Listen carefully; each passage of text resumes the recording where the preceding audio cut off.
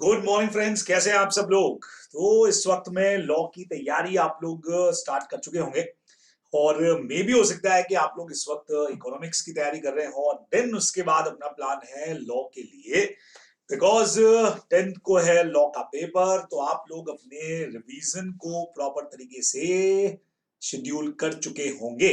चलिए, तो रिवीजन के इस सीरीज में हम लोग आगे बढ़ते हैं और अब हम लोग लेने वाले हैं कंपनीज का हमारा रिवीजन। कंपनीज एक्ट का जो हमारा रिवीजन है उसके ऊपर हम लोग अपनी बात को स्टार्ट करने जा रहे हैं। 9 to 12 मार्क्स का आपका जो वेटेज है वो कंपनीज का है। अब आप लोगों का जैसा डिमांड था कि सर सबसे पहले इनकॉर्पोरेशन वाला और हमारा जो मेमोरेंडम वाला चैप्टर है उसका रिवीजन ले लीजिए, तो चलिए जी सबसे पहले उसी के रिवीजन के ऊपर बात कर लेते हैं।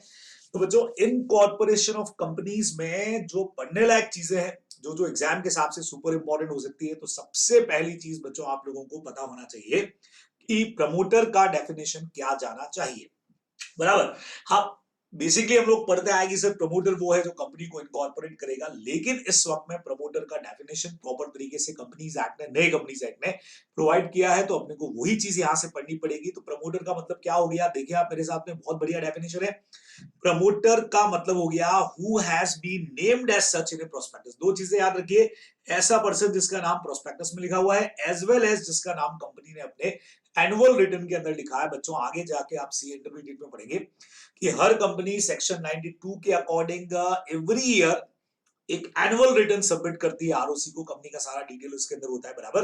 तो जिस पर्सन का नाम, अगर कोई कंपनी लिस्टेड है, आप पब्लिक के अंदर जा रही है प्रोस्पेक्टस लेकर के, तो उसमें नाम लिख रही है किसी पर्सन का as a prospector, as a promoter, या अपने एनुअल रिटर्न के अंदर जिसका नाम लिख रही है एज ए प्रमोटर, वो पर्सन माना जाएगा कंपनी का प्रमोटर। दो चीजें ये। बराबर। एक ऐसा पर्सन बच्चों जिसका who has control over the affairs of the company, जो कंपनी के अफेयर्स पर कंट्रोल करता है, फिर वो शेयर होल्डर हो सकता है, डायरेक्टर हो सकता है, और कोई पर्सन हो सकता है। बराबर। तो जो कंपनी के अफेयर्स पे कंट्रोल करता है या जिसकी एडवाइस या डायरेक्शन के हिसाब से बीओडीज काम करता है। तीन चीजें, किसी का नाम प्रोस्पेक्टस या फिर एनुअल रिटर्न में लिखा है, जो कंपनी के अफेयर्स को कंट्रोल करता है, जिसके डायरेक्शन या एडवाइस के हिसाब से बीओडीज काम करते हैं। लेकिन लेकिन लेकिन ये जो सी वाला पॉइंट है, इसमें अगर कोई पर्सन प्रोफेशनल कैपेसिटी में काम कर रहा है, जैसे कोई एडवोकेट है, बैंक वाला है, चार्टेड अकाउंटेंट है, उसकी सलाह पर, उसकी एडवाइस को बोर्ड मान रहा है, तो ये बंदा प्रमोटर की कैटेगरी में नहीं आ रहा है, क्योंकि वो काम कर रहा है अगर सिर्फ अपनी प्रोफेशनल कैपेसिटी में। भाई कोई कोर्ट का केस चल रहा है कंपनी के अगेंस्ट में और आप मेरे पास आए एज ए एडवोकेट मेरी सलाह लेने के लिए, और मैंने अपना आपको जो भी एडवाइस था वो दिया, बदले में फीस लिया और आपने उसको माना, तो मैं उस कंपनी का प्रमोटर नहीं होगा। अदरवाइज ऐसा पर्सन जिसके डायरेक्शंस को, इंस्ट्रक्शंस को बोर्ड मानता है, वो बंदा कहलाएगा प्रमोटर। सिंपली आप लोगों को प्रमोटर का डेफिनेशन ध्यान में रखना है। चलिए जी सर, कंपनी के इनकॉर्पोरेशन का प्रोसेस सर बहुत लंबा चौड़ा है। सर एग्जाम में आ गया तो क्या करना है बच्चों, आ गया तो लिखना है। बराबर। स्टार्ट कहां से हो रहा है, जैसे स्टडीमेट कहता है कि कुछ डॉक्यूमेंट्स नाम वाम फाइनल करने के बाद देयर आर सम डॉक्यूमेंट्स जो हमको आरओसी के पास में सबमिट करने पड़ेंगे, और आरओसी के पास जो सबमिट करना पड़ेगा बच्चों, उनमें सबसे पहले नंबर पे आता है मेमोरेंडम एंड आर्टिकल्स। आप सब लोग जानते हो, अगर पब्लिक कंपनी है तो कम से कम 7 लोग वहां पे होंगे, प्राइवेट कंपनी है तो कम से कम 2 लोग वहां पे होंगे। बराबर। जो उस पर अपना साइन करेंगे, या उनका एजेंट्स जो भी होंगे वो साइन करेंगे, अपने एड्रेस, डिस्क्रिप्शन और ऑक्यूपेशन लिखेंगे। मेमोरेंडम नंबर ये होना जरूरी है। बराबर। और इन केस ऑफ कंपनी अगर शेयर कैपिटल है, तो ये 7 या ये जो 2 लोग हैं, ये कौन कितने शेयर्स को ले रहा है वो भी आपको लिखना पड़ेगा यहाँ पे। सिंपल सा काम है। तो मेमोरेंडम और आर्टिकल्स को तैयार करके आरओसी को भेजना है। अब कुछ और डॉक्यूमेंट भेजने पड़ेंगे। अगर आप लोगों को फॉर्म नंबर नहीं याद होता है तो टेंशन लेने का जरूरत नहीं है, क्योंकि आपका स्टडी मटेरियल भी फॉर्म नंबर नहीं दे रहा है। बराबर। फॉर्म नंबर हमने इसलिए लिख दिए कि थोड़ा सा याद करने में इजी हो सकता है कि भाई हाँ 7 8 9 अपने को ये फॉर्म्स लगाने हैं, मान लीजिए इस तरह से। तो नहीं तो सीधा सीधा सा जाएगा। फर्स्ट जो आपका जा रहा है, फर्स्ट डॉक्यूमेंट जो जा रहा है जिसमें एप्लीकेशन के साथ सब्सक्राइबर का डिटेल। सर ये सब्सक्राइबर कौन है, ये वो लोग हैं 7 लोग जिन्होंने पब्लिक कंपनी को स्टार्ट किया होगा। कम से कम 7 लोग होंगे, प्राइवेट कंपनी है तो कम से कम 2 लोग होने वाले हैं। तो इन का सबका आपको डिटेल यहाँ पे देना पड़ेगा, इन सबका डिटेल यहाँ पे देना पड़ेगा। बराबर से इनका name, sir name, family name, nationality, इनका पैन नंबर हो गया, क्वालिफिकेशंस हो गया, जो कुछ भी है वो सारा डिटेल आपको यहाँ पे देना पड़ेगा। सिंपल सी बात है कि जो सब्सक्राइबर है उनका डिटेल आपको यहाँ पे देना है। फिर बच्चों एक डिक्लेरेशन आती है प्रोफेशनल्स की तरफ से, जो एडवोकेट सीएस हो सकता है। बराबर से एडवोकेट सीएस सीडब्ल्यूए प्रैक्टिसिंग करने वाला जो डिक्लेरेशन करे कि सर कंपनी के फॉर्मेशन से रिलेटेड जो जो रिक्वायरमेंट थी वो सारी हमने पूरी कर दी। Simple. Who is engage in the, जो कंपनी के फॉर्मेशन के साथ जुड़ा हुआ है, क्योंकि वही बंदा ये डिक्लेरेशन कर पाएगा ना जो कंपनी का फॉर्मेशन कर रहा है या फॉर्मेशन के साथ में अटैच है। वो पर्सन इस तरह का एक डिक्लेरेशन करे कि हाँ भाई जो भी लॉ की रिक्वायरमेंट्स थी वो सारी की सारी हमने पूरी कर दी हैं, बराबर समझ रहे हैं। रजिस्ट्रेशन से रिलेटेड जो जो रिक्वायरमेंट्स थी वो सारी हमने सब पूरी कर दी। इनमें से कोई भी whether advocate, whether CA, whether CS, whether CWA, जिसकी भी आपने मदद लिया होगा कंपनी को इनकॉर्पोरेट करने में, वो इस चीज की डिक्लेरेशन दे दे। चलिए फिर बच्चों एक और डिक्लेरेशन आती है जो मेमोरेंडम के सब्सक्राइबर हैं, यानी ये वही 7 लोग पब्लिक कंपनी में कम से कम और प्राइवेट कंपनी में 2 लोग हैं, उन लोग को भी एक डिक्लेरेशन करना पड़ेगा। सर किस तरह का, समझिएगा। वो ये डिक्लेरेशन करेंगे कि हमने पहले कभी भी किसी भी कंपनी के प्रमोशन, फॉर्मेशन या मैनेजमेंट के अंदर किसी तरह का हमारा कोई कन्विक्शन नहीं हुआ है, मतलब जेल वेल नहीं गए। सर हम एक कंपनी को ओपन करने जा रहे हैं आज, और आज से पहले कभी किसी कंपनी के प्रमोशन, फॉर्मेशन या मैनेजमेंट में कोई कन्विक्शन हमारे अगेंस्ट में नहीं हुआ। सर हम जेल में नहीं गए। सेकंड नंबर, हमने कहीं कोई फ्रॉड किसी तरह का किसी कंपनी के साथ, ये तो प्रमोशन, फॉर्मेशन, मैनेजमेंट था, कि हम उसके रिलेटेड जेल में नहीं गए, बराबर। उसके अलावा हमने कहीं पर भी कोई breach of duty companies act में नहीं की है, ना तो इस कंपनीज एक्ट में, ना पिछले किसी एक्ट में। हमने किसी तरह का कोई भी गिल्टी नहीं किया, कोई फ्रॉड नहीं किया, कोई मिसकंडक्ट नहीं किया पिछले 5 सालों में। पिछले 5 सालों में हमारा रिकॉर्ड एकदम से क्लियर है सर, हमने कहीं कोई किसी तरह का कोई फ्रॉड या कंपनीज एक्ट में किसी तरह का कोई मिसकंडक्ट कर लिया हो, कोई प्रोविजन तोड़ दिया हो, सर हमने ऐसा कुछ भी नहीं किया है। तीसरा नंबर, सिंपल, और ये सारे डॉक्यूमेंट अपने को रजिस्ट्रार के पास अपने को भेजने पड़ेंगे। सिंपल है that all the document filed with the registrar for registration contain information, जो इन्फॉर्मेशन हम दे रहे हैं सर वो करेक्ट इन्फॉर्मेशन है। सिंपल 3 चीजें इनको डिक्लेयर करनी है। सबसे पहला, किसी भी कंपनी के प्रमोशन, फॉर्मेशन, मैनेजमेंट में हमारा कोई कॉन्विक्शन, हमारा कोई जेल वेल किसी ऑफेंस में नहीं हुआ है।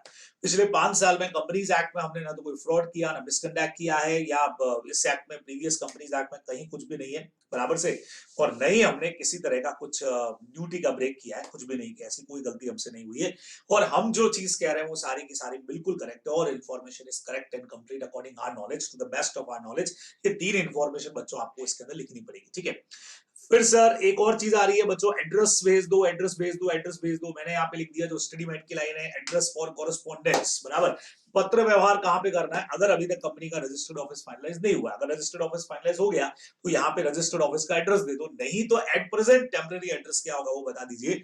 फिर बच्चों डायरेक्टर्स की भी सेम डिटेल, जो ऊपर सब्सक्राइबर की डिटेल थी, सेम वैसा ही डिटेल आपको डायरेक्टर्स का देना है। डायरेक्टर्स के बारे में 3 चीजें आपको देनी है।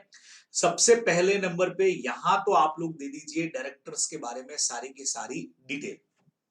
सर कैसी डिटेल, जैसा डिटेल हमने ऊपर दिया था उसी तरह का डिटेल बच्चों यहां पर भी अपने को देना पड़ेगा। बहुत सिंपल सा हमारा कंसेप्ट है कि यहां पर भी हम देने वाले हैं डायरेक्टर का डिटेल्स, वही उनका name, surname, family name, address address. और डायरेक्टर्स के लिए डायरेक्टर आइडेंटिफिकेशन नंबर, जो जैसे आप लोगों का सीआरओ नंबर होता है, वैसे डायरेक्टर्स का एक आइडेंटिफिकेशन नंबर होता है जो डायरेक्टर बनने से पहले उनको लेना पड़ता है, बराबर। तो अप्लाई करके लेना पड़ता है, तो वो नंबर सब इसको डालना है। तो पहले तो इनका डिटेल आ गया। सेकंड नंबर, इनको ये बताना पड़ेगा कि क्या ये किसी और कंपनी के अंदर डायरेक्टर या और कुछ शेयर होल्डर वगैरह है क्या, या किसी फर्म के साथ में क्लब है क्या। Particulars of the interest of the person mention in the article as the first director of company in other firms, बराबर। मतलब आज मान लीजिए कि यहाँ पे मिस्टर ए और बी डायरेक्टर बनने जा रहे हैं, फर्स्ट डायरेक्टर प्राइवेट कंपनी है, तो इनको बताना पड़ेगा कि हम और किस फर्म से अटैच हैं, है ना। आजकल क्या होता है, केवाईसी होती है, जैसे कि बैंक कहती है कि अगर आपका हमारे पास में अकाउंट है तो हमको डिक्लेयर करो कि और कौन कौन सी बैंक में आपका अकाउंट है, वो डिक्लेरेशन करना पड़ता है। तो वैसे इनको भी बताना पड़ेगा कि हम किस और फर्म में एज ए पार्टनर अटैच है, या और किस कंपनी के अंदर हमारा कोई शेयरिंग है, या हम वहां पे भी डायरेक्टर हैं, वो सब आपको बताना पड़ता है, सिंपल। और तीसरी चीज सबसे बढ़िया, इनको इसमें अपनी कंसेंट भी देनी पड़ेगी, रिटन कंसेंट कि we are ready to work as director. तो मतलब डायरेक्टर्स लोगों को 3 चीज देना है। एक तो उनको अपना डिटेल देना है, बराबर। दूसरा, और कहां पे उनका क्या इंटरेस्ट है किसी तरह का, whether as a shareholder है, एज अ पार्टनर है, वो आपको डिस्क्लोज करना है।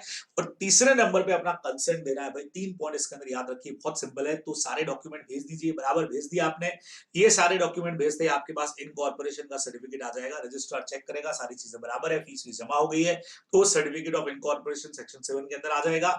और इसके साथ साथ कंपनी को भी मिल जाएगा, जैसे डायरेक्टर्स को मिला था DIN, यहाँ इनको मिल जाएगा CIN, बराबर। ये इनका नंबर रहेगा। इसके बाद से कंपनी जहां कहीं अपना कोई डॉक्यूमेंट इशू कर रही है, कुछ भी कर रही है, तो उस पर कंपनी का सीआईएन जो है वो जरूर होगा, एक अलग से सर्टिफिकेट आ जाएगा, अपने को ध्यान में रखना है, कंपनी का आइडेंटिटी नंबर हो गया। अब ये जो ऊपर आपने इंफॉर्मेशन प्रोवाइड किया, अगर ये झूठी इंफॉर्मेशन दे दी है, गलत इंफॉर्मेशन दे दिया, इतने सारे लोग इतनी इंफॉर्मेशन दे रहे थे, बराबर, तो अगर किसी पर्सन ने कोई झूठा इंफॉर्मेशन दे दिया, कोई इंपॉर्टेंट इंफॉर्मेशन को छुपा लिया, पता था लेकिन कुछ गड़बड़ कर दिया, तो सेक्शन 447 के अंदर फ्रॉड का पनिशमेंट मिलेगा। बच्चों 447 बहुत जबरदस्त वाला पनिशमेंट सेक्शन है, लेकिन इस वक्त आप लोगों के कोर्स के अंदर नहीं है, तो ज्यादा उसकी डिटेलिंग में मैं आपको नहीं ले जा रहा हूं, बराबर, क्योंकि स्टडी मैट कहीं पर भी 447 की डिटेलिंग आप लोगों के लिए नहीं दे रहा है। ठीक है, तो ये वो सेक्शन है पूरे कंपनीज एक्ट में, जहां कहीं भी फ्रॉड से रिलेटेड सेक्शन आ रहा है, वहां पे 447 की पेनल्टीज जो है वो लगने वाली है, जो एक बहुत बड़ी पेनल्टी है। मतलब जितना फ्रॉड करोगे उसके लगभग लगभग 3 गुना के बराबर की पेनल्टी भी ये लगा देता है। तो थोड़ा सा जस्ट फॉर नॉलेज आपको ध्यान में रखना है। ठीक है, तो ये तो हमने कहा कि sir if any person furnishes, ये कब हो रहा है? ये हो रहा है बच्चों at the time of incorporation या बिफोर इनकॉर्पोरेशन, ही पता लग गया कि झूठ बोला, लेकिन कंपनी का इनकॉर्पोरेशन हो चुका है अब तो, और इनकॉर्पोरेशन होने के बाद में जाकर के पता लग रहा है कि यार ये तो झूठा इंफॉर्मेशन इन्होंने दिया था। सेम पॉइंट आपको वापस आ गया कि इनकॉर्पोरेशन होने के बाद प्रूव होता है कि जो इनकॉर्पोरेशन कराया, झूठा इंफॉर्मेशन दिया, सप्रेस किया, फर्जी डॉक्यूमेंट हमको दे दिए, तो भी सेम चीज होने वाली है। तो ऊपर वाले में तो अभी कंपनी बनी नहीं थी, तो हमने लिख दिया कोई भी पर्सन जो झूठी इंफॉर्मेशन देगा 447 में जाने वाला है, लेकिन अब तो कंपनी बन चुकी है। तो जिस पर्सन ने भी ये फ्रॉड वाला इंफॉर्मेशन दिया, चाहे प्रमोटर हो, चाहे फर्स्ट डायरेक्टर हो, जो भी हो, जिन्होंने वो डिक्लेरेशन किया था ऊपर, एडवोकेट्स वगैरह, बराबर, वो भी 447 में जाने वाले हैं। तो अल्टीमेटली दोनों सेक्शन का बेस क्या? at the time of या before incorporation, if any person furnishes some false information, suppress any information, बराबर, या deposit fake documents, तो उस केस में shall be punishable under 447।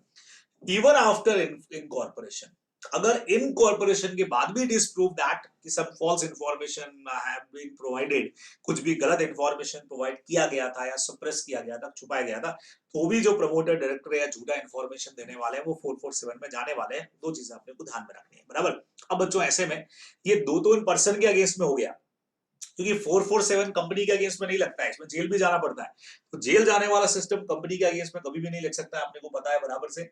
अब यहाँ पे क्या बोला इन्होंने, अब यहाँ ट्रिब्यूनल, सर ट्रिब्यूनल क्या होता है बच्चों? एनसीएलटी, जैसे कोर्ट होती है वैसे कंपनीज का भी कोर्ट होता है, जिसको अपन एनसीएलटी बोलते हैं। अब एनसीएलटी कहती है कि where a company has been incorporated, अगर किसी कंपनी का इनकॉर्पोरेशन हो गया, कैसे हुआ? झूठा इंफॉर्मेशन देकर के हुआ, कोई इंफॉर्मेशन छुपा करके आपने किया, बराबर से, या कोई और फ्रॉड आपने किसी तरह का किया, तो tribunal on application made to it on being satisfied that the situation so warrant, और अगर किसी ने ट्रिब्यूनल को अप्लाई कर दिया है कि सर ऐसे ऐसे कंपनी का इनकॉर्पोरेशन हुआ, सर ऐसा हो सकता है क्या? यस बच्चों, हो सकता है। आज का न्यूज़पेपर सुबह का उठा करके देखना, एक जगह का आया भी अपने यहाँ पे, म्युनिसिपल कॉर्पोरेशन के इलेक्शंस थे, बराबर। अभी आज के न्यूज़पेपर के अंदर ये रूल के हिसाब से 1995 के बाद में अगर किसी के चाइल्ड जो है वो 4 से ज्यादा है, मतलब 2 से ज्यादा है, तो वो यहाँ पे इलेक्शन फाइट नहीं कर सकता है बच्चों, 2 से ज्यादा नहीं होना चाहिए, बराबर। गवर्नमेंट का पॉलिसी है 1995 के बाद में। एक पर्सन के 4 बच्चे हैं, आज के न्यूज़पेपर के अंदर है, लेकिन उसने क्या कर दिया? इलेक्शन फाइट कर दिया। सर कैसे कर दिया बच्चों? जब ये डिक्लेरेशन करनी थी तो उसने अपने 2 ही चाइल्ड डिक्लेयर किए, और जो 2 दूसरे चाइल्ड थे उनको अपने भाई के बच्चे बता दिया, बराबर। आज का न्यूज़पेपर के अंदर है, यानी सेम यही पॉइंट हो गया। यहाँ कंपनी की डिक्लेरेशन है, वो इलेक्शन की डिक्लेरेशन है, तो 4 की जगह उसने 2 ही अपने चाइल्ड डिक्लेयर किए, इलेक्शन वो बंदा लड़ा और जीत भी गया, यानी इनकॉर्पोरेशन हो गया एक तरह से, है ना, जीत गया। अब जीतने के बाद जो उसका कॉम्पिटिटर था उसने सारी चीजों का पता लगाया और वो प्रूफ सारे लेकर के आया कि सर ये गलत तरीके से चुनाव इसने लड़ा है, झूठा डिक्लेरेशन इसने दिया है, भले ही ये जीत चुका है, भले ही इलेक्शन हो चुका है, लेकिन अब उसके अगेंस्ट में क्या हो सकता है बच्चों? वो जो उसका इलेक्शन है वो कैंसिल भी हो सकता है, अगर ये चीज प्रूव वाकई में हो गई तो सेम ऐसा ही है। तो ट्रिब्यूनल को किसी ने अप्लाई किया कि सर झूठा इंफॉर्मेशन दिया था, मेन इंफॉर्मेशन छुपाया था, फ्रॉड किया था, तो ट्रिब्यूनल क्या क्या कर सकता है देखिए। pass such order as it may think fit for regulation of the management of company, बराबर। वो कह सकता है कि भाई कंपनी का मैनेजमेंट अब हमारे हिसाब से चलेगा, हम उसको कंट्रोल करेंगे। मेमोरेंडम आर्टिकल्स में कुछ भी चेंज अगर होगा आपसे तो वो हमारी कंसर्न से होगा, बराबर। मेमोरेंडम आर्टिकल में चेंज कर रहे हो या कुछ भी कर रहे हो तो मेंबर्स और कैंडिडेट्स के इंटरेस्ट को देखते हुए करना है, हमारे डायरेक्शन के हिसाब से करना है, वो बोल सकता है। ठीक है, ये भी कर सकता है कि मेंबर्स का लाइबिलिटी जो अपन ने पढ़ा था लिमिटेड लाइबिलिटी होता है उसको अनलिमिटेड में कन्वर्ट कर दे। यस सर, बिल्कुल हो सकता है। फिर बच्चों कंपनी का नेम जो है वो सीधा सीधा सा रजिस्टर ऑफ कंपनी से स्टॉक ऑफ कर सकता है, उड़ा सकता है, वाइंडिंग अप का ऑर्डर भी कर सकता है। सर सीओडी में फर्क क्या है बच्चों? बहुत फर्क है। बराबर से सी के अंदर डायरेक्टली उड़ा दिया, नाम ही कट कर दिया और ये प्रोसेस के थ्रू पूरा उसको खत्म किया कंपनी को, ये फर्क है। और भी कोई ऑर्डर जो ठीक लगे वो दे सकता है, लेकिन ऐसा ऑर्डर देने से पहले आप लोग सब जानते हो कि अपॉर्चुनिटी दी जाएगी, हियरिंग का चांस दिया जाएगा बराबर से। और जो भी लोग होंगे, tribunal shall take into consideration जो ट्रांजैक्शन कंपनी अब तक कर चुकी है, हो सकता है 2 साल बाद पता लगाओ ये सब फ्रॉड का, 2 साल में कंपनी बहुत सारे लाइबिलिटीज क्रिएट कर चुकी है, तो उन सबको भी ध्यान में रखेगी, पेमेंट वेमेंट उनका दिलवाएगी उनको, ये अपने को ध्यान में रखना है, तो अच्छा से पॉइंट ध्यान रखेंगे। रजिस्ट्रेशन का इफेक्ट सारे लोग अच्छी तरह से जानते हैं, कंपनी बन गई है, अब separate legal entity, perpetual succession हो जाएगा, कंपनी अपने नाम से एसेट रख पाएगी, केस वेस कर पाएगी, ये सारे पॉइंट्स आप लोगों को पता है। स्टडी गाइड में कुछ केसेस आपको दिए हैं, देखिए क्या लिखा है। According some cases state trading corporation India और कमर्शियल टैक्स में बोला company on registration require separate existence, बराबर, लॉ से उसको रिकॉग्नाइजेशन लीगल पर्सन का मिल जाएगा जो मेंबर से अलग होगी, अपने को पता है। एक और केस क्या कहता है, a company may purchase share of another company and thus become a controlling company, holding subsidiary वाला हो गया। However, merely because a company purchase all shares of another company, it will not serve as a means of putting the end of corporate character। आपको मैंने main class के अंदर भी बोला था, अलग से लेक्चर डाला था आपके लिए मैंने कहा अगर कोई कंपनी किसी दूसरी कंपनी के 100% शेयर खरीद भी ले, तो भी जिस कंपनी के शेयर खरीदे जो सब्सिडरी है उसका एग्जिस्टेंस खत्म नहीं हो रहा है। और आपके 100% शेयर उन्होंने ले लिए तो अब आप तो एक ही हो गए, जी नहीं, हर कंपनी का अपना सेपरेट लीगल एंटिटी होता है, आप लोग ध्यान रखोगे। मियर fact that the same point है बच्चों, entire share capital contributed by the CG ने अगर ले लिया या प्रेसिडेंट ऑफ इंडिया ने ले लिया या गवर्नमेंट के अदर ऑफिसर ने ले लिया, तब भी कंपनी का सेपरेट लीगल एंटिटी कहीं नहीं जाएगा, वो बिल्कुल सेपरेटली काम करेगी और नहीं कंपनी उनके एजेंट की तरह से होगी, अपने को ध्यान में रखना है। चलिए जी, फिर बच्चों 2 सेक्शंस आप लोगों को और करवाए थे, सेक्शन 3A सेक्शन 10A, जो स्टडी मेट में तो आपको नहीं दिखेंगे लेकिन बाद में आपके कोर्स में कवर हुए। तो 3A और 10A दोनों सिंपल सेक्शन है। 3A क्या कहता है sir, if at any time number of member of companies reduce, आप जानते हैं पब्लिक कंपनी में मिनिमम 7 है, प्राइवेट में 2 है, और किसी भी पीरियड ऑफ टाइम पे अगर ये 7 या 2 से हो जाते हैं कम, तो लॉ बच्चों 6 महीने का टाइम देता है, 6 मंथ्स का टाइम देता है। सर 6 महीने में क्या करना है, 6 महीने में या तो मेंबर्स का नंबर वापस से रेस करिए, बढ़ा दीजिए, बराबर, और नहीं कर सकते हैं तो कंपनी का वाइंडिंग अप स्टार्ट कर दीजिए, 2 में से एक काम करना पड़ेगा, बराबर से 6 महीने का टाइम आपके पास है। सर अगर कर दिया तब तो कोई टेंशन नहीं, अगर नहीं कर पाए बच्चों 6 महीने के बाद भी the company carries on business for more than 6 month while the number of member reduced, बराबर, यानी या तो बढ़ा दीजिए 6 महीने में या बंद करिए, उसके बाद भी दोनों में से कुछ भी नहीं करते हैं, तो who is a member of company during the time of, जो भी कंपनी का मेंबर होगा 6 महीने बाद से जो बिजनेस कंपनी ने कंटिन्यू रखा और जो इस बारे में कॉग्निजेंट है, मतलब जानता है, उसको नॉलेज है कि हाँ 6 से कम है, 7 से कम है, फिर भी कंपनी चल रही है, shall be severely liable for the payment of whole debt। बच्चों कंपनी के डेप्ट के लिए वो लोग रिस्पॉन्सिबल हो जाएंगे, बराबर, जो भी उस वक्त में मेंबर्स थे कंपनी के और इस बात को जानते थे, बराबर। डेप्ट कौन से, जो company contracted during that time, बराबर, उस टाइम पीरियड में, मतलब 6 महीने बाद के लिए, जो भी 6 महीने बाद में जो भी कंपनी की लायबिलिटी क्रिएट होगी उसके लिए मेंबर्स पर्सनली लायबल हो जाएंगे और इन पर पर्सनली सूट फाइल हो सकता है, ये हम लोगों को ध्यान में इसमें रखना चाहिए। तो सिंपल सी बात है, 6 महीने का टाइम आपको दिया है, 6 महीने में बढ़ा लो तब भी कोई टेंशन नहीं, बंद कर दो तब भी टेंशन नहीं, नहीं किया दोनों में से कुछ भी, तो अब इसके बाद जो भी कंपनी की लायबिलिटीज, पहले की लायबिलिटीज के लिए तो कंपनी लायबल, लेकिन अब जो भी लायबिलिटीज क्रिएट होंगी उसके लिए भी पहले तो कंपनी ही लायबल है, लेकिन कंपनी नहीं पे कर पाई तो भले ही लिमिटेड लायबिलिटी क्यों नहीं हो, मेंबर पर्सनली लायबल हो जाएंगे, उन पर पर्सनली सूट फाइल हो जाएगा, बच्चों अपने को ध्यान में रखना चाहिए। तो सेक्शन 3 हमारा जो है वो इस तरह की बात को करता है कि इनमें से कुछ तो आपको करना पड़ेगा, ठीक है, लेकिन उन्हीं मेंबर्स के लिए जो इस बारे में जानते हैं कि हाँ मेंबरशिप नंबर हमारा कम हो गया, मतलब कोर्ट आपको ये प्रूव करने का चांस भी देगा कि आपको पता था या नहीं पता था। चलिए जी, फिर बच्चों नया सेक्शन एक और लगा, सेक्शन 10 कहता है कि भैया कंपनी का अगर आपको बिजनेस स्टार्ट कर रहा है तो कमेंसमेंट ऑफ बिजनेस पहले हुआ करता था, पुराने कंपनीज एक्ट में वापस डाला है। हाँ जी, समझिएगा इस पॉइंट को। Commencement of business section number 10 क्या कहता है, a company incorporate after the commencement of companies amendment ordinance 2019, नया आया है, and having a share capital, और अगर कंपनी के पास में शेयर कैपिटल भी है तो shall not commence any business और exercise any borrowing power unless, उस वक्त तक बिजनेस नहीं कर पाओगे, उस वक्त तक पैसा उधार नहीं ले पाओगे, तब तक क्या नहीं कर लेते हो बच्चों, देखिएगा क्या नहीं कर लेते, a declaration is filed by director within 180 days of the date of incorporation of company, form number नहीं याद रहे तो चलेगा, 20A, and the content the said form shall be verified by the CSCA या cost accountant in practice with the registrar, बराबर, और किस बात का डिक्लेरेशन है? That every subscriber to the memorandum has paid the value of share agreed to be taken by him on the date of making such declaration. बहुत simple है बच्चों, अभी अभी आपने पढ़ा कि मेमोरेंडम में मान लीजिए मेरा नाम लिखा हुआ है एज अ सब्सक्राइबर, है ना, और मेरे नाम के आगे 10,000 शेयर लिखे हुए हैं एट द रेट ऑफ 10 कि भाई मैं प्रॉमिस कर रहा हूं एज अ सब्सक्राइबर कि मैं ये 10,000 शेयर 10 रुपए के हिसाब से परचेज कर लूंगा, 1 लाख रुपया मैं कंपनी को पे करूंगा। तो अब बच्चों कंपनी के इनकॉर्पोरेशन के 180 डेज के अंदर अंदर डायरेक्टर ये डिक्लेरेशन करेगा, और डिक्लेरेशन को सपोर्ट कौन करेगा, उसको वेरीफाई कौन करेगा? या तो सीएस कर ले, सीए कर ले, कॉस्ट अकाउंटेंट कर ले, वो भी जो प्रैक्टिसिंग वाला हो, बराबर, वो इस चीज को कंफर्म करेगा कि हाँ डायरेक्टर सही बोल रहा है। किस बात का डिक्लेरेशन? कि जो पर्सन का सब्सक्राइबर था और उसने अपने नाम के आगे जो शेयर लिखे थे उसका पैसा दे दिया है, कंपनी को पैसा आ गया है, शेयर्स उनको मिल गए हैं, ये चीज डिक्लेयर इनको करना बहुत जरूरी होगा बच्चों, कंपलसरी कर दिया, बराबर। Provided that in case of company pursuing object requiring registration on approval from any secretarial regulation such as Reserve Bank of India, SEBI या और कुछ भी चाहिए था, तो वो अप्रूवल भी कंपनी को मिल गया, वो भी आपको साथ में लगाना पड़ेगा। कई सारी कंपनियां बच्चों ऐसी हैं, जैसे बैंकिंग कंपनी है तो आरबीआई का परमिशन लेना पड़ेगा, कोई एक्सचेंज फॉर्म में कंपनी खोल रहे हो तो सेबी का परमिशन लेना पड़ेगा। तो आप आरओसी को 180 डेज में ये भी बताओगे कि उनका अप्रूवल भी हमको मिल गया है, share also obtain and attach with the declaration, वो भी आपको साथ में अटैच करना पड़ेगा, तो जाकर के यहाँ पे काम कमेंस कर पाओगे, अदरवाइज नहीं। 180 दिन का आपको टाइमिंग दिया है कंपनी के इनकॉर्पोरेशन से, बराबर, कि बिजनेस स्टार्ट करना है तो ये चीज करना पड़ेगा, करना पड़ेगा, करना पड़ेगा। The company has filed with the registrar verification of registered office.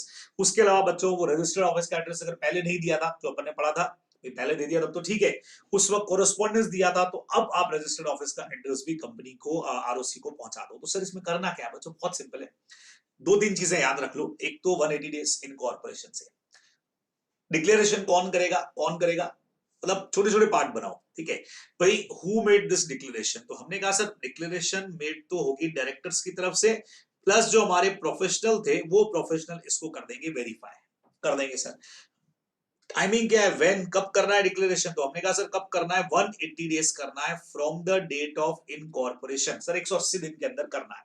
किसको करना है? टू होम, बराबर, हमने कहा आरओसी को करना है, बराबर।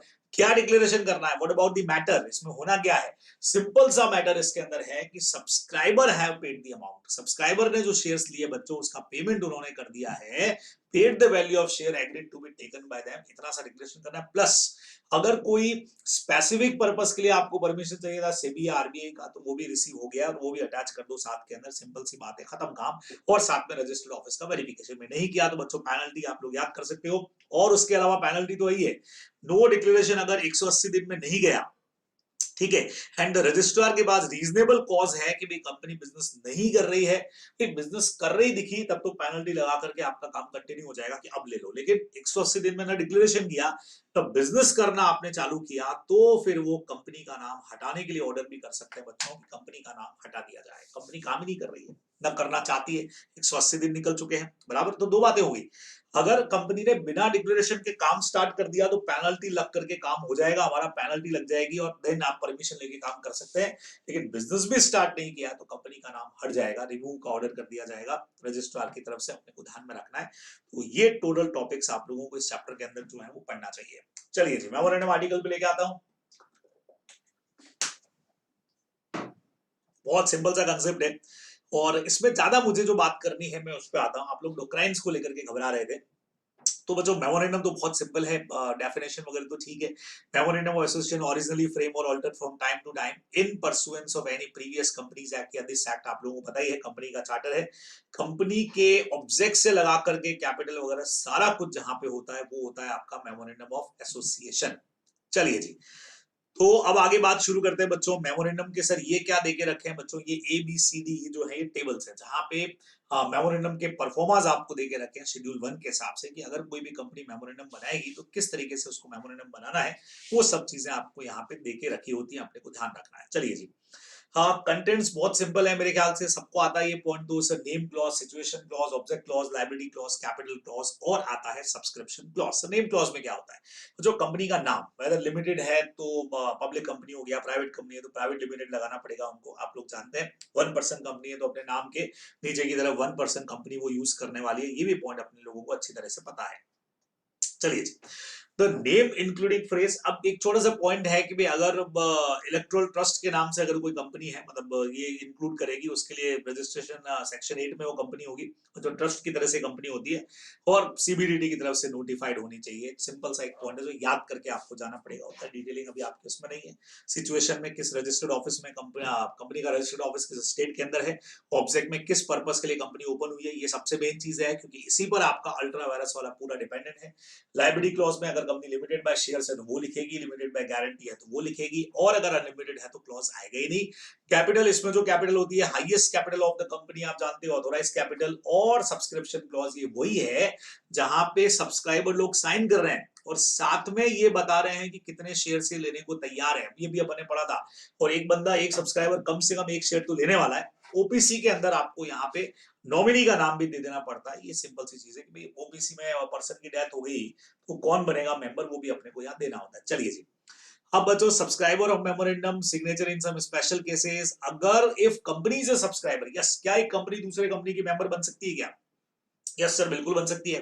तो आज मान लीजिए कि एक कंपनी है, मान लीजिए टीसीएस है, और टीसीएस के अंदर मेंबर बनती है मेरी कंपनी यानी कि जेबी लिमिटेड, तो भैया सब्सक्राइबर बनती है, तो साइन कौन करेगा? तो बट ऑब्वियस है, company being a legal person और can through its agent subscribe the memorandum, company के बिहाफ पे मैं और कोई पर्सन साइन कर सकते हैं। अगर माइनर हुआ सब्सक्राइबर तो minor can be signatory of the memorandum, क्योंकि वो कंपोनेंट नहीं अपन जानते हैं, तो जो उसका गार्जियन होगा वो मेमोरेंडम के ऊपर साइन कर सकता है। माना जाएगा कि उसने अपनी पर्सनल कैपेसिटी के अंदर ही वो शेयर्स लिए, माइनर तक कुछ आंच नहीं आएगी, अपने को ध्यान रखना है। अब बच्चों, बहुत पॉपुलर सा हमारा डोक्राइन है अल्ट्रा वायरस, जिसका सीधा मतलब, सब कुछ छोड़ दीजिए, सिंपल मतलब याद रखिए। यहाँ पे अल्ट्रा वायरस का मतलब है beyond the powers of memorandum object clause. यानी कोई भी कंपनी का जो ऑब्जेक्ट क्लॉज में लिखा हुआ है बच्चों, अगर उससे बाहर कुछ करना है तो आपको रास्ता बताएंगे सी एंटर में कि भैया ऑल्टर कर लो, है ना। आपने ऑर्डिनरी और स्पेशल रेजोल्यूशन वाली लाइन पढ़ी हुई है ना। आपको बताया हुआ है कि 75% और मोर वोट से आप स्पेशल रेजोल्यूशन पास कर सकते हो, तो वो करके ऑल्टर करके नया काम कर लो ना। तो आज जैसे पेंडेमिक का टाइमिंग है, मेरा कोई बिजनेस चल रहा है, मान लीजिए हैंडीक्राफ्ट का बिजनेस है, और अचानक या रियल एस्टेट का बिजनेस है, पर मुझे लगता है कि कोरोना की वजह से उसमें बहुत दिक्कत आ रही है, और now I want to change. तो मैं, दो तरीके होते हैं कि मैं सीधा ही, मेरे ऑब्जेक्ट क्लॉज में क्लियर लिखा हुआ है कि मैं रियल एस्टेट कर सकता हूं, और मैं रियल एस्टेट से निकल करके बच्चों सीधा सीधा सा फूड प्रोसेसिंग चालू कर देता हूं, तो ये अल्ट्रा वायरस हो जाएगा। तरीका क्या होता, मैं स्पेशल रेजोल्यूशन पास करता, मेरे ऑब्जेक्ट क्लॉज में मैं उसमें ऐड कर देता एक और बिजनेस फूड प्रोसेसिंग का, और देन मैं स्टार्ट करता तो वैलिड हो जाता।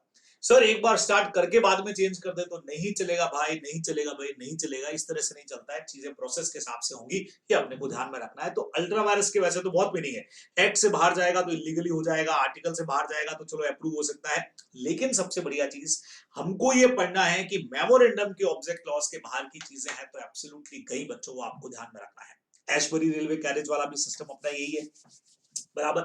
बच्चों, एशबरी रेलवे कैरेज वाले में एक कंपनी फॉर्म होती है, कंपनी बनी हुई है जो रेलवे वैगन्स बनाने वाली कंपनी है, रेलवे कैरेज बनाने वाली कंपनी है बच्चों, रेल के डब्बे वैगन्स बनाती है। और उस कंपनी ने रीचे के साथ में एक एग्रीमेंट किया, और ये क्या कि रीचे जो है वो क्या करेगा इसके लिए, रेलवे लाइंस बना करके देगा, और कंपनी उसके लिए फाइनेंस करने की बात कर रही है बच्चों। कंपनी उसके लिए फाइनेंस करेगी, और डीके जो वो क्या करेगा, उनके लिए रेलवे लाइंस बना करके देगा। ये उन्होंने एग्रीमेंट कर लिया। अब बच्चों, बाद में कंपनी ने अपने लीगल एडवाइजर वगैरह से बात की होगी, सबने कहा होगा कि नहीं नहीं, हमारे ऑब्जेक्ट के हिसाब से तो हम ये काम नहीं कर सकते हैं, तो उन्होंने रीचे को मना कर दिया होगा। मना कर दिया तो रीचे ने बोला ये तो गलत है, आप कॉन्ट्रैक्ट ब्रेक कर रहे हो, कॉन्ट्रैक्ट तो बन चुका है ना, उसने लेके कंपनी के अगेंस्ट में केस कर दिया। कंपनी ने जब बोला कि हमारे एमओए के बाहर है भाई, तो उसकी तरफ से कहा गया कि भाई आपके इसमें जनरल कॉन्ट्रैक्टर वर्ड लिखा हुआ है ऑब्जेक्ट क्लॉज के अंदर, और जिसके हिसाब से आपको ये पावर मिलता है कि आप ये सारा काम कर सकते थे। मैंने तो यही समझा, कोर्ट ये कहता है। अब देखिए, जनरल कॉन्ट्रैक्टर का क्या मतलब निकला, क्या नहीं निकला, ये तो कोर्ट ने डिसाइड किया। हमारे लिए जो चीज पढ़ने की है बच्चों, वो ये है कि कंपनी के ऑब्जेक्ट्स के बाहर जाकर अगर कोई भी चीजें होंगी तो वो बिल्कुल जीरो होने वाली है, निल एंड वॉइड, जैसे माइनर के साथ पे होता है, और आपको कंपनी के अगेंस्ट में कोई भी राइट्स नहीं मिलेंगे। देखिए आगे अपन ने लिखा भी है, एब्सोल्युटली वॉइड एब इनिशियो वो जाने वाला है, बराबर। लेकिन चूंकि इंडियन कॉन्ट्रैक्ट एक्ट आप पढ़ के आए और आप जानते हो, अगर कोई चीज वॉइड डिक्लेयर हो जाती है तो जो बेनिफिट्स एक दूसरे से लिए वो आपको रिटर्न करने होते हैं, इतना तो अपने पढ़ा है। तो सेम वही चीज यहाँ पे है कि अगर कोई बेनिफिट ले लिया गया है तो आपको वापस से रिटर्न करना पड़ेगा, ये तो आप इंडियन कॉन्ट्रैक्ट में पढ़ के आए। सेम चीज अपने को यहाँ पे ध्यान रखनी है। और चूंकि माइनर के अंदर भी था कि भाई वॉइड होता है, वॉइड चीजें कभी भी रेटिफाई नहीं होती बच्चों, बाद में जाकर के उसको अप्रूव कर दो। सारे मेंबर मिल के भी कोई चीज को अप्रूव नहीं बना सकते, जो चीज वॉइड है वॉइड रहेगी, अपने को ध्यान रखना है। तो ये अल्ट्रा वायरस का हमारा रूल है। अब हमने कहा कि सर लेकिन पता कैसे चलेगा कि कंपनी के ऑब्जेक्ट्स में क्या है क्या नहीं है, कंपनी हमारे साथ डील कर रही है। बच्चे मेमोरेंडम आर्टिकल्स को पढ़ो ना आप, बराबर। सर मेमोरेंडम आर्टिकल्स को हम कैसे पढ़ सकते हैं? बहुत सीधा कंसेप्ट है बच्चों। आर्टिकल से पहले आपको बताऊं ये वाला रूल, कंस्ट्रक्टिव नोटिस, जो अल्ट्रा वायरस का बेस है, ये कहता है कि जो भी पर्सन कंपनी के साथ डील करेगा, it is presume that he have knowledge about the memorandum and articles of the company. This is called constructive notice. Even you are ignorant person, but it is presumed that, जैसा अपना point था ना, ignorance of law is no excuse। हम ये मान के चलते हैं कि you have aware about the rules of the law या जो भी regulations है, सेम उसी तरह से it is presumed that every person who deal with company have knowledge about the memorandum and articles of the company। ये हम मान करके चलते हैं भैया, मान करके चलते हैं। और उसी पर हमारा केस भी था कोटला वेंकट स्वामी वाला। आर्टिकल्स कहते थे कि सारी डीड जो है वो साइन होना चाहिए मैनेजिंग डायरेक्टर, सेक्रेटरी और वर्किंग डायरेक्टर से। प्लांटिव यानी जिसने, राम मूर्ति जिसने केस किया, इसने कंपनी को पैसा दिया उधार पे, मॉर्गेज डीड एक्सेप्ट कर ली, लेकिन उसके ऊपर सिर्फ सेक्रेटरी और वर्किंग डायरेक्टर के साइन थे, एमडी के थे नहीं। अभी आपको देखना चाहिए था, वो पैसे के लिए आप कह रहे हो कंपनी को लायबल कर रहे हो, तो कंपनी को लायबल नहीं कर पाओगे। क्यों नहीं कर पाओगे कंपनी को liable? Because because because because बहुत सीधा सा कंसेप्ट ये है कि आपको पता होना चाहिए था कि 3 लोगों के साइन होने चाहिए। अगर 2 के हैं तो वो डॉक्यूमेंट एब्सोल्युटली वॉइड हो गया।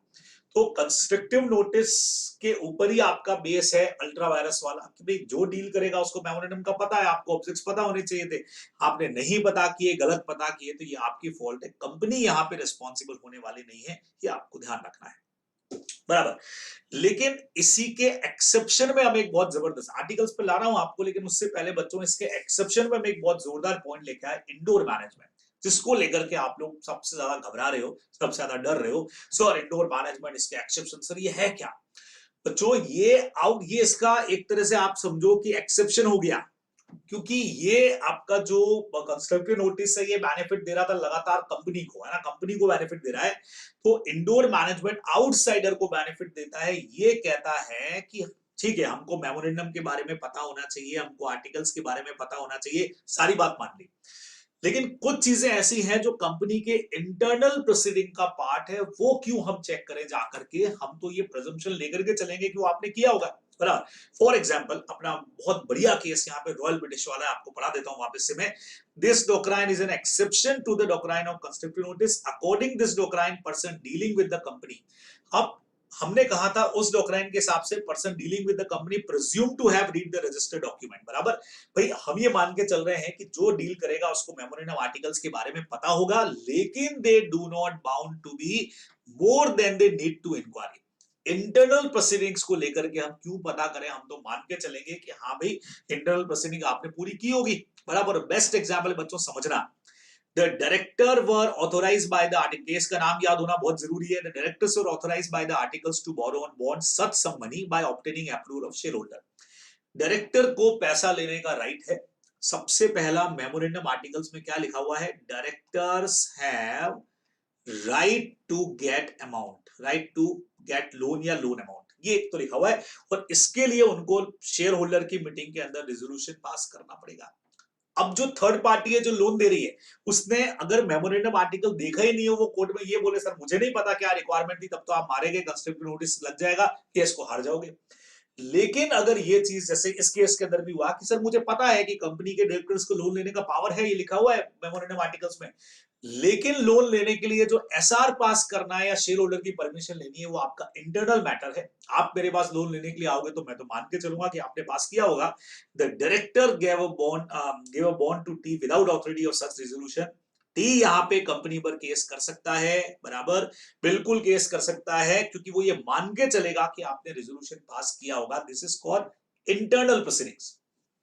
तो दोनों जो चीजें हैं, एक ये कहता है कि आपको मेमोरेंडम आर्टिकल का पता तो होना चाहिए, लेकिन इंटरनल मैटर्स के बारे में क्या हुआ ये पता करने की, अगर यहाँ पे होता कि डायरेक्टर को लोन लेने का पावर ही नहीं है, ये आपकी गलती होती, बराबर।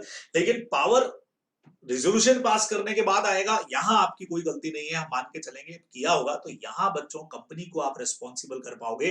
तो जहां जहां इंडोर मैनेजमेंट लगेगा वहां कंपनी को रिस्पॉन्सिबल कर सकते हो, लेकिन लेकिन लेकिन ये राइट बच्चों सिर्फ आउटसाइडर को ही दिया है। समझ रहे हैं आप बात को? It is presume that internal proceedings of the company have been fulfilled.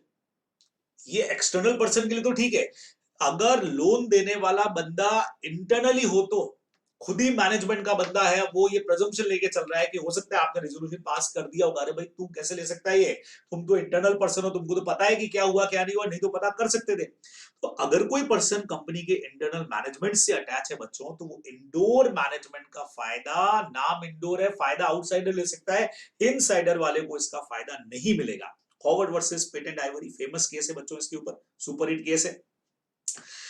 Directors को 100,000 पाउंड से ज्यादा लोन लेने का पावर था नहीं बगैर रेजोल्यूशन पास किए। सोचो अगर यहाँ पे लोन देने वाले खुद डायरेक्टर्स ये बच्चों, डायरेक्टर्स ने खुद ने 2500 पाउंड का लोन दे दिया कोई रेजोल्यूशन पास किए बगैर।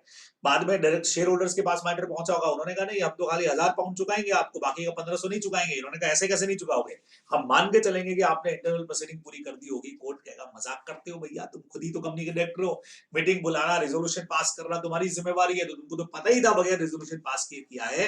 सो कंपनी 1000 से ऊपर के लिए रिस्पॉन्सिबल नहीं है बच्चों, समझना। अगर डायरेक्टर की जगह पे आउटसाइडर होता तो पूरे 2500 वसूल कर सकता था, ये आपको ध्यान में रखना चाहिए। ठीक है, सेम इसी तरह से बच्चों जहां नेग्लिजेंसी पता लग रही है, जिसको लेकर के क्वेश्चन अभी अपन देखेंगे जो वो भी आपको कंफ्यूज करता है ना। अगर कोई ऐसी इरेगुलरिटी है बच्चों जो इंटरनल पार्ट के ऊपर, sometime the irregularity in the internal affairs of the company could be discovered, अगर प्रॉपर इंक्वायरी करते तो चीजों का पता लगा सकते थे। कंपनी के साथ डील करने वाला अगर प्रॉपर पता नहीं लगाता और उसकी खुद की नेग्लिजेंसी है, तो भी आपको इंडोर मैनेजमेंट का बेनिफिट नहीं मिलेगा। ये वो अपने उस टॉपिक की तरह, फ्रॉड में तुमने पढ़ा था ना, मैंने आपको एक कार बेची और मैंने किलोमीटर गलत बता दिए, तो आप पता कर सकते थे, किलोमीटर तो सामने दिखते हैं। अगर आपने पता नहीं किया और मुझसे गाड़ी खरीद ली, तो आप मेरे अगेंस्ट में फ्रॉड का केस नहीं कर सकते हो। सेम ऐसा ही पॉइंट बच्चों, सेम कांसेप्ट यहाँ पे भी जा रहा है, जो आप लोगों को ध्यान में रखना चाहिए कि भी इस मैटर के अंदर आप मेरे ऊपर जो है वो केस नहीं कर पाएंगे, अपने को ध्यान में रखना है। बराबर से देखें आप इस पॉइंट को। हाँ, where a person holding directorship in two companies, ये आपके स्टडी मेट में दे रखा है, agree to apply the money of one company in payment of the debt of other. The court said that it was something so unusual that the plaintiff put upon the inquiry to ascertain whether the person making the contract had only any authority in fact to make it. बच्चों समझना, एक person दो company का director है और एक company के पैसे से दूसरी कंपनी के लाइबिलिटीज का पेमेंट कर रहा है, तो जिस बंदे को पेमेंट हो रहा है उसको पता लगना चाहिए ना। सुनना भाई, मैं ए लिमिटेड का भी डायरेक्टर हूं, मैं बी लिमिटेड का भी डायरेक्टर हूं, दोनों की चेकबुक मेरे पास में पड़ी हुई है। अब ए लिमिटेड की लाइबिलिटीज का पेमेंट मैं बी लिमिटेड की जो चेकबुक का चेक है उससे कर रहा हूं, तो जिसको पेमेंट मिल रहा है उसका दिमाग चलना चाहिए ना कि पैसा देने वाला है बी लिमिटेड कौन होता है, भाई मेरा लाइबिलिटी तो ऐसे है। ये उसको इंक्वायरी करनी चाहिए थी बच्चों, नहीं अगर उसने की है तो मान के चलिए वो पर्सन यहाँ पे लाइबल रहेगा, कंपनी की रेस्पॉन्सिबिलिटी बनने वाली नहीं है। सेम ऐसा यहाँ पे भी आपको एक बढ़िया सा एग्जाम्पल मैंने दिया था, है ना। मैंने आपको कहा था कि ऐसा पर्सन आपके साथ डील कर रहा है जिसको आपको पता है इसको करने की ऑथोरिटी हो ही नहीं सकती, बगैर उससे इंक्वायरी की आपने उसके साथ अगर डील कर लिया तो फिर आप कंपनी को रेस्पॉन्सिबल नहीं कर पाओगे। लेकिन बच्चों एक और इस पे पॉइंट आता है, फॉर्जरी वाला। याद रखिए, किसी भी डॉक्यूमेंट में अगर फॉर्जरी है, फर्जी चीजें अगर आ गई बच्चों, तो वो एब्सोल्युटली नील होती है, वहां आप कंपनी को रेस्पॉन्सिबल नहीं कर पाओगे। रूबेन वाला केस बहुत फेमस है इसके ऊपर, ठीक है। Plaintiff was the transfer of the share certificate, share certificate transfer किया जिसपे सील लगी हुई है कंपनी की। सर्टिफिकेट बच्चों कंपनी सेक्रेटरी ने इशू किया है और उसने खुद ने सील लगा करके दो फर्जी लोगों के साइन भी उसके ऊपर कर दिए। लॉ कहता है कि ये सर्टिफिकेट जो है वो फेक है, फर्जी है। अब सुनिएगा, हमने कहा कि हमको यहाँ पे इंडोर मैनेजमेंट का बच्चों ये एक्सेप्शन है जहां इंडोर मैनेजमेंट नहीं लग रहा है। अच्छा, अब आप लोग एक जगह पे और कंफ्यूज हो। याद रखिए कि आपने पढ़ा कंस्ट्रक्टिव नोटिस, बराबर, कंस्ट्रक्टिव नोटिस का एक्सेप्शन है इंडोर मैनेजमेंट, और ये तीनों के तीनों पॉइंट इंडोर के भी एक्सेप्शन है। तो दुश्मन का दुश्मन दोस्त होता है, बराबर। तो ये तीनों पॉइंट बहुत कुछ आपको कंस्ट्रक्टिव नोटिस की तरह ही दिखेंगे, तो टेंशन मत लेना, एक ही बात हो गई कि दुश्मन का दुश्मन हमारा दोस्त हो गया, बराबर। तो कंस्ट्रक्टिव नोटिस का एक्सेप्शन इंडोर मैनेजमेंट है और ये इंडोर मैनेजमेंट के एक्सेप्शन है, तो एक तरह से कंस्ट्रक्टिव नोटिस के सिमिलर हो गए, तो घबराने की जरूरत नहीं है। फॉर्जरी का जहां मैटर है बच्चों, फर्जी साइन का जहां मैटर आ गया, लॉ कहता है उसमें किसी को कोई राइट नहीं मिलेंगे, है ना। कंपनी सेक्रेटरी ने फर्जी साइन कर दिए। हमने कहा सर हमको क्या पता कंपनी सेक्रेटरी ने फर्जी साइन किए, हम तो आउटसाइडर, हम तो मान के चलेंगे साइन उसके होंगे, मान लिया। लेकिन जैसे माइनर के साथ होता है, फॉर्जरी अगर कहीं पर भी है तो वॉइड होगा। जिस पर्सन ने धोखा किया आपके साथ उस पर केस करिए, लेकिन कंपनी को आप फॉर्जरी में रिस्पॉन्सिबल नहीं कर पाएंगे, आपको ध्यान रखना चाहिए। और बच्चों इस पर कुछ क्वेश्चंस पे आप लोगों को बता देता हूं और तैयारी आपकी स्ट्रांग हो जाएगी। 4-5 क्वेश्चन देख लेते हैं इसके ऊपर फटाफट से, ताकि आप लोगों को तैयारी बढ़िया हो जाए। The articles of association of XYZ Limited provide that board of director, बच्चों देखो आर्टिकल्स में लिखा हुआ है कि board of directors have authority to issue bond provided the shareholder authorize such issue by necessary resolution in the general meeting। यानी same question, बीओडीज वो काम कर सकते हैं अगर शेयर होल्डर परमिशन दे दे। अब जो आउटसाइडर होगा उसके लिए बस इतना देखना काफी है कि शेयर होल्डर को अथॉरिटी है। अब वो अथॉरिटी ली के नहीं ली वो आपका इंटरनल मैटर है। The company was in dire need of funds, it issued the bond to mister X, लेकिन रेजोल्यूशन पास उन्होंने नहीं किया। क्या एक्स अपना पैसा रिकवर कर सकता है? बिल्कुल कर सकता है बच्चों, क्योंकि इंटरनल वाला जो काम है वो हम मान करके चलेंगे कंपनी ने कर दिया होगा। हमने तो पढ़ लिया सारी चीजें, इंडोर मैनेजमेंट को पूरा समझाना बच्चों, देखो मीनिंग दे दिया, केस का डिटेल देने का जरूरत नहीं है बराबर। ये पूरा इन्होंने इंडोर मैनेजमेंट का मीनिंग दे दिया। फिर बच्चों केस रेफरेंस डाल दिया, देखो रॉयल ब्रिटिश बैंक वर्सेस टर्कवायर्ड। फिर क्वेश्चन की डिटेल आ गई बच्चों, ये देखो क्वेश्चन का डिटेलिंग जरूर होता है, आप लिखने का तरीका ध्यान रखो, पहले प्रोविजन लिखो, फिर क्वेश्चन के बारे में कुछ समझाओ और फिर फाइनल आंसर लिखो। मैं फाइनल आंसर पढ़ता हूं। The given case is based on the fact accordingly here in case Mr. X can recover the money from the company considering that all required formalities for passing the resolution have been duly complied। Company ने पूरी कर दी होगी, it is a matter of indoor management. चलिए second case पढ़ाता हूं आपको मैं। Second question, the principal business of XYZ company limited was acquisition of vacant plot of land and erect the houses. Property का काम है।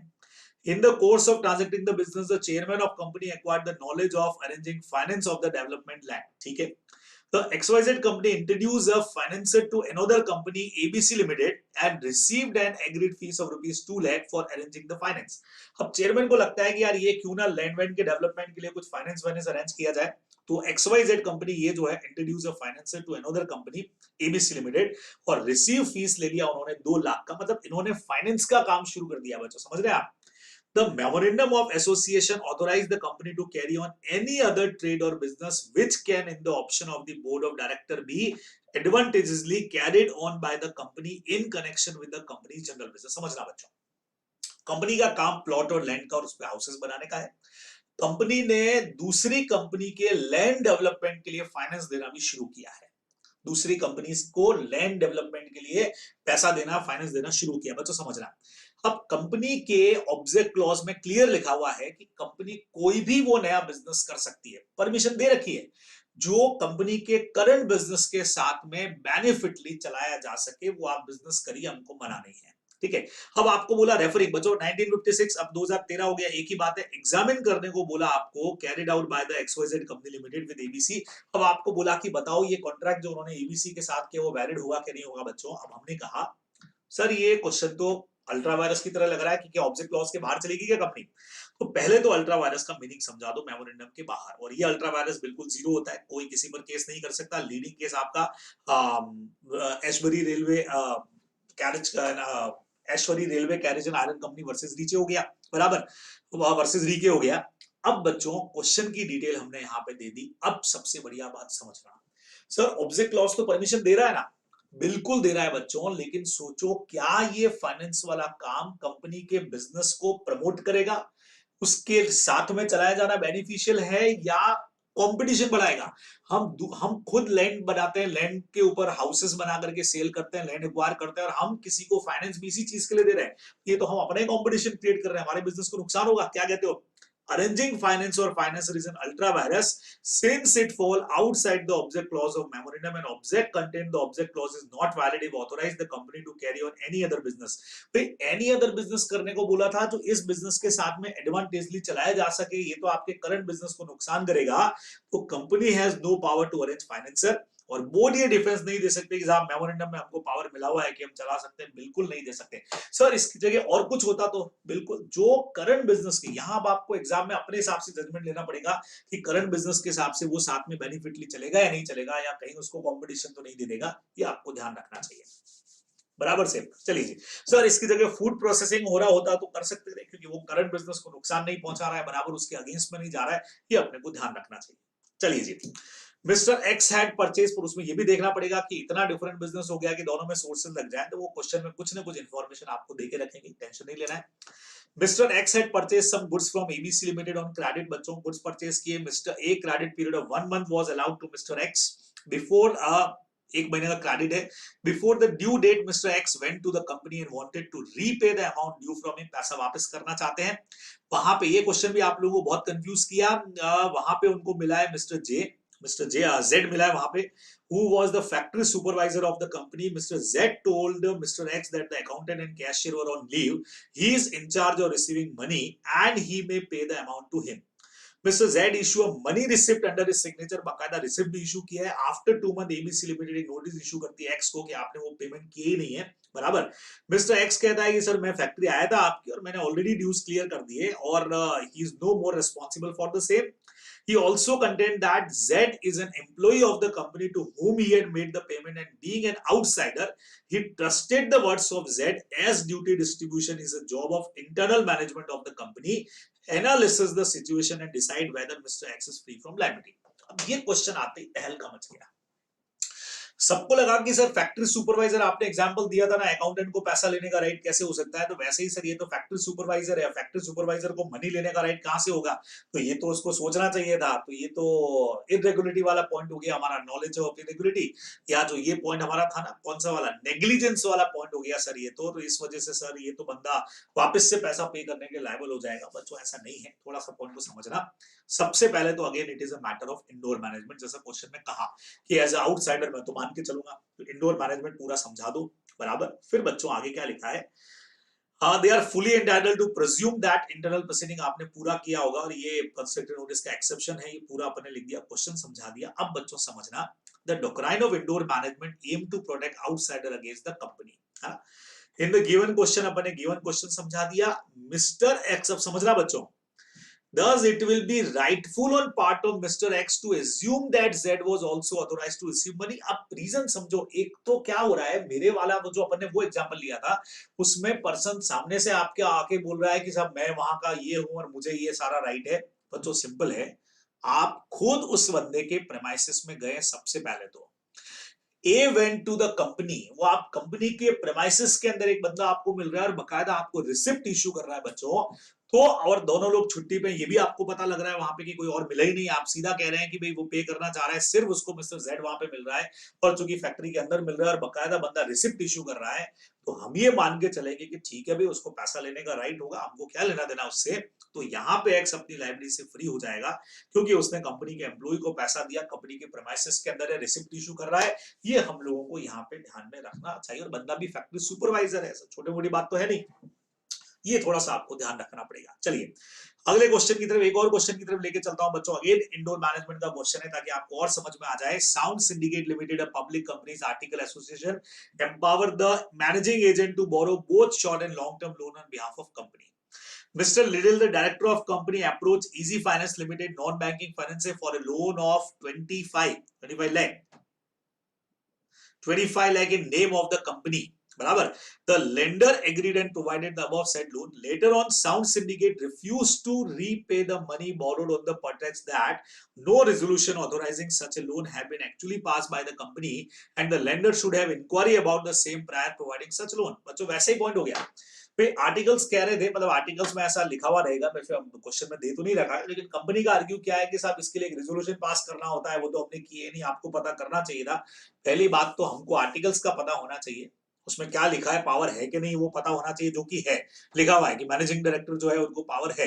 अब वो पावर कैसे आता है रेजोल्यूशन पास करके, इसकी इंक्वायरी हम क्यों करें भाई, अभी तो पढ़ा अपने इंडोर मैनेजमेंट में, बराबर। ये आपसे पूछा इंडोर मैनेजमेंट के हिसाब से बताओ क्या कंपनी का कंडीशन करेक्ट है क्या। फिर से बच्चों इंडोर मैनेजमेंट समझाना, थ्योरी वोरी समझा देना, फिर क्वेश्चन के बारे में समझा करके इन the given question easy finance limited, अच्छा केस का रेफरेंस जरूर दिया करो, रॉयल ब्रिटिश बैंक वर्सेस टर्कवाइट, देखो केस का डिटेल नहीं देना है, सिर्फ नाम देना है।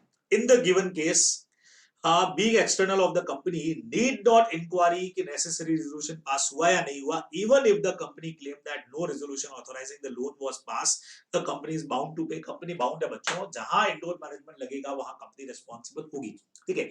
और उसके एक्सेप्शंस जहां जहां पे लगेंगे, जैसे इस ऊपर वाले क्वेश्चन में उलझा जा सकता है, सर यहाँ इंडोर मैनेजमेंट लग रहा है कि उसका एक्सेप्शन लग रहा है, बच्चों यहाँ उसका एक्सेप्शन वाला पॉइंट लग रहा है। कई बार आपको कंस्ट्रक्टिव नोटिस भी लगता दिखे तो टेंशन मत लेना, दुश्मन का दुश्मन दोस्त, अभी आपको मैंने बता दिया। तो ये आपका इंडोर मैनेजमेंट का बड़ा टॉपिक था जो खत्म हो गया। चलिए जी, तो दो डॉक्ट्राइन्स हमारे मेन हो गए। अब आपको मैं आर्टिकल्स के बारे में थोड़ा सा पढ़ा देता हूं, आखिरी टॉपिक बचा हुआ है ताकि पूरा खत्म हो जाए आप लोगों का चैप्टर। आर्टिकल्स का मीनिंग वही मेमोरेंडम की तरह, बट ये इंटरनल रूल्स एंड रेगुलेशंस होते हैं, दोनों के डिफरेंस एक बार पढ़ के चले जाना, मैंने यहाँ पे नहीं लिए। अब बच्चों आर्टिकल्स के कंटेंट्स के अंदर भी वही है, the articles of company shall contain the regulation of management of the company, company manage कैसे होगी, बराबर।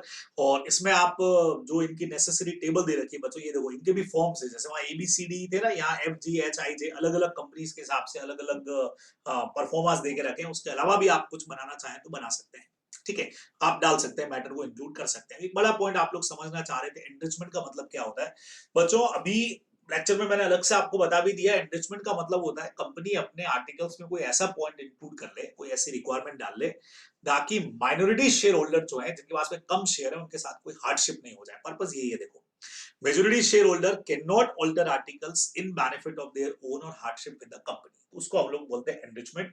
और एनरिचमेंट कैसे डालना है आर्टिकल्स के अंदर, इसके दो मेथड्स बच्चों आप लोगों को देके रखे हुए हैं, बराबर। सबसे पहला, the provision for enrichment shall be made on formation of the company, या तो जब कंपनी बन रही है उसी वक्त में ये प्रोविजन डाल दो, ताकि लोगों को भरोसा भी हो जाएगा कि हाँ यहाँ माइनॉरिटी शेयर होल्डर के साथ चीटिंग नहीं हो रही है, ठीक है। और या फिर बाद में आप अमेंड करके कर सकते हो। अमेंड कैसे करना होता है बच्चों, अमेंड बाद में करो, अगर प्राइवेट कंपनी है तो सबकी कंसेंट के साथ में, और पब्लिक कंपनी है तो SR पास करके 75% और मोर वोट पास करके आप ऐसा प्रोविजन बाद में भी आर्टिकल्स में इंक्लूड कर सकते हो और उसके बारे में रजिस्ट्रार को बता सकते हो। अब थोड़ा और डिटेल आपको एनरिचमेंट का दे दूं बच्चों। एनरिचमेंट का मतलब, हम कई बार ऐसा काम कर लेते हैं कि आर्टिकल्स के अंदर हम ये पहले से लिख देते हैं कि कोई स्पेसिफिक टाइप का अगर रेजोल्यूशन हमको पास करना है, मान लीजिए अगर कोई पास करना है तो हमें माइनॉरिटी शेयर होल्डर की भी कंसेंट चाहिए। भाई जो वोटिंग होगा उसमें मान लो 75% का वोट चाहिए बच्चों, समझना। अब कंपनी में ऑलरेडी एक ग्रुप है जिसके पास 90% के शेयर, एक बहुत पॉपुलर सा केस है जो हम इंटरमीडिएट वालों को बताते हैं, आपको ही बता देता हूं मैं यहाँ पे। एक कंपनी में शेयर होल्डर के दो ग्रुप बने हुए बच्चों, एक के पास में 98% शेयर है और एक के पास में 2% रहती है, माइनॉरिटी वाले हो गए, बराबर। अब कंपनी को बच्चों बहुत ज्यादा मनी की नीड थी। अब मनी की नीड जब इतनी ज्यादा है तो 98% वालों ने एक प्रपोजल रखा। इन्होंने कहा कि कंपनी को हम पैसा भी लगा देंगे, कैपिटल भी लगा देंगे, लोन भी दे देंगे, सब कुछ कर देंगे, लेकिन एक कंडीशन है कि ये 2% वाले जो लोग हैं ये भी अपने शेयर हमको सेल करते हैं, तो हम ये काम करने को तैयार हैं। अब 2% वाले बेचारे क्यों मानेंगे, तो इन्होंने क्या किया, इसके लिए मीटिंग बुलाई। मीटिंग बुलाई आर्टिकल्स को चेंज करने के लिए, जो आप सी एंटर में पढ़ेंगे। आर्टिकल्स में चेंज करने के लिए बच्चों SR पास करना पड़ता है, जिसमें 75% और मोर का कंसेंट हो तो आर्टिकल्स को चेंज कर सकते हो आप, लॉ पावर देता है। इनके पास तो 98% है, जिन्होंने आर्टिकल्स में प्रोविजन ही बना दिया, क्या बना दिया कि हम पैसा देंगे और ये 2% वाले कंपल्सरीली शेयर हमको सेल करेंगे, और ऐसा इन्होंने कर दिया। तो ये तो बच्चों चीटिंग हो गई इनके साथ। ये लोग बेचारे कोर्ट में गए, कोर्ट में जाकर के चलो केस जीते ही है, क्योंकि इनके साथ में वहां पे हो गया हार्डशिप, बराबर। तो ऐसा हार्डशिप और नहीं हो इसके लिए कंपनी लोगों ने अभी प्रोविजन ही बना दिया कि जिस वक्त में कंपनी इनकॉर्पोरेट हो रही है। अच्छा, अब आप सोचोगे सर कंपनी ऐसा प्रोविजन क्यों बनाएगी, बच्चों आजकल आप जानते हो सब लोग सोशल बेनिफिट्स देना चाहते हैं, लोगों को अट्रैक्ट करना चाहते हैं, तो वैसे ही कंपनी भी कर रही है। कंपनी पहले ही अपने आर्टिकल्स में प्रोविजन डाल दे कि ऐसा कुछ भी प्रोविजन आएगा जिनमें माइनॉरिटी वालों के साथ चीटिंग होती दिखे, अगर या उनके अगेंस्ट में, उनके राइट के अगेंस्ट में कोई भी आ रहा हो, तो पहले से ही क्या लिख दिया, एक तो 75% तो पास करना ही है, प्लस उन लोगों का 100% कंसेंट लेना पड़ेगा, या उनका भी अलग से 75% अलग से लेना पड़ेगा। ऐसा कोई भी प्रोविजन कंपनी पहले से बना दे ताकि उनके राइट यहां पे सेफ रहे। यानी अब अगर कंपनी कोई प्रपोजल पास करना है तो जो ओवरऑल मीटिंग होगी, या ये जो बचे हुए लोग होंगे 98% वाले, इनका एक तो कंसेंट चाहिए 75% के बराबर, और इन 2% वालों की एक सेपरेट मीटिंग बुलाओ और उसमें या तो इनका 100% या 75% या 51%, जैसा भी कंपनी ठीक समझे इनके बेनिफिट के लिए, वैसा एक प्रोविजन बना सकती है।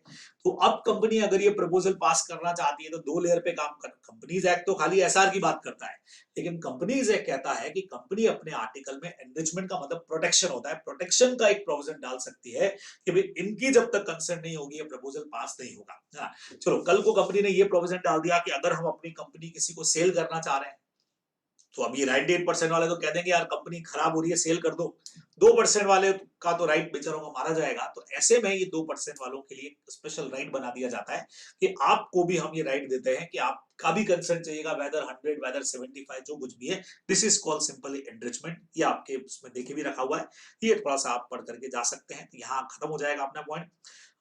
ये जो पॉइंट था, company registered after commencement of this act अपने पुराने आर्टिकल्स को कंटिन्यू भी कर सकती है, चेंज भी कर सकती है, जैसा ठीक समझे कर सकती है।